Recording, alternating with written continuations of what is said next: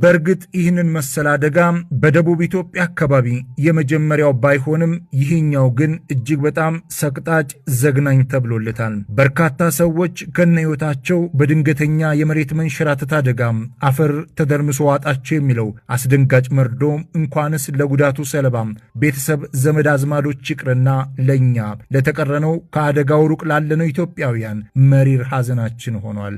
ለዚህም ነው በአገር አቀፍ ደረጃ ብሔራዊ ሐዘን የታወጀው። ከነገ ቅዳሜ መጋቢት 5 ጀምሮ የሀገራችን ሰንደቅ ዓላማ ለነዚህ ምስኪን ነፍሶች መታሰቢያ ይሆን ዘንድ ለ3 ተከታታይ ቀናት ዝቅ ብሎ ይውለበለባል።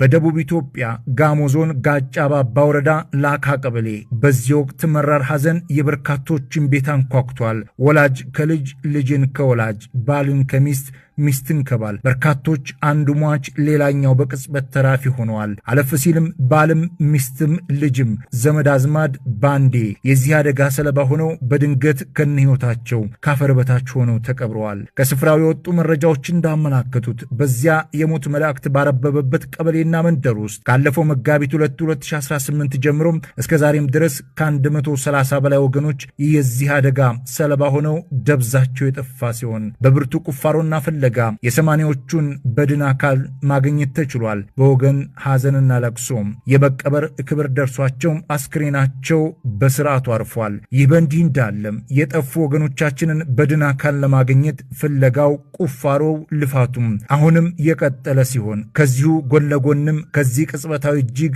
አስከፊ ሰቅጣጭ አደጋ የተረፉ በርካቶቹ የሚላስ የሚቀመስ የላቸውምና መላው ወገናቸው በቻለው ሁሉ እጁን ይዘረጋ ዘንድ ተማጽኖ ቀርቧል። ሁላችንም ወገኖቻችን ሆይ አብሽሩ እንበላቸው።